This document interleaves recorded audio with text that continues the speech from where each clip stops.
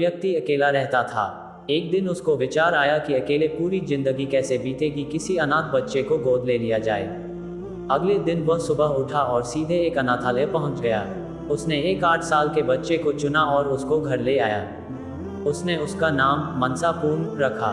वह रोज ऑफिस जाने से पहले मनसापूर्ण के लिए खाना बनाकर रख जाता। मनसापूर्ण बिल्कुल शांत, कम बोलने वाला था और एकांत में बैठा रहता था।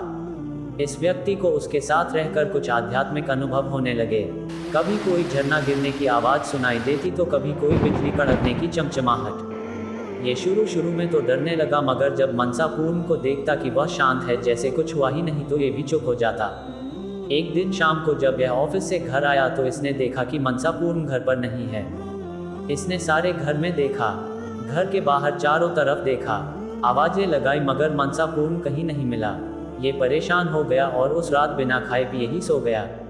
अगले दिन ऑफिस चला गया, मगर वहाँ मन नहीं लगा। किसी तरह शाम को घर पहुंचा, यह आश लिए कि शायद मनसापूर्ण आ गया होगा, मगर निराशा ही हाथ लगी। एक हफ्ता बीत गया, मनसापूर्ण नहीं आया। 3 महीने बीत चुके थे। यह उदास हो चुका था कि शायद इसकी जिंदगी में अकेलापन ही है।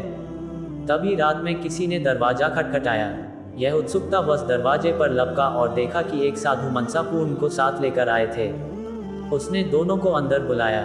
साधु का आदर सत्कार कर दोनों को भोजन कराया। तब साधु ने कहा कि यह जो तुम बच्चा लाए थे, यह एक सिद्ध पुरुष है। जब हमें अंतर्दृष्टि से यह अनुभव हुआ, तब तक आप इनको यहाँ ला चुके थे। हमारे पूर्व गुरु महाराज ने कहा था कि आने वाले गुरु आपके अंदर दिखाई देंगे। हम उसी इंतजार में थे। जिस दिन हमें रात को अनुभव हुआ कि गुरुदेव वहाँ अनाथाश्रम में प्रकट हुए हैं, हम वहाँ गए तो पता लगा कि आप उनको यहाँ ले आए हैं। साधु ने उस व्यक्ति को कहा कि तुम अगर चाहो तो इन्हें गुरु रूप में स्वीकार कर सकते हो। मैं इनको इनके आश्रम दिखाने ले गया था, तुम चाहो तो हमारे साथ चल भी सकते हो। तब उस व्यक्ति को उस बच्चे के साथ बीते कुछ दिन याद आए और वह आवाज़ें और प्रकाश के झोंके याद आने लगे। उसको अपनी प्रसन्नता और बिना किसी कारण के आनंद का अनुभव याद आया था, और इस बच्चे के जाने के बाद के दिनों की निराशा और दुख भी याद आने लगा। और जैसे ही उसने मनसापूर्ण की तरफ देखा, उसे अपार ऊर्जा का अनुभव होने लगा जो उसके मस्तक पर चमक रही थी। उसने तुरंत मनसापूर्ण को गुरु रूप में स्वीकार कर लिया और उनके चरण छुए, दीक्षा ली और फिर वह तीनों आश्रम के लिए चल पड़े। जिंदगी में कब बदलाव आ जाए कोई नहीं जानता। अपनी जिंदगी को साफ सुथरा रखना चाहिए।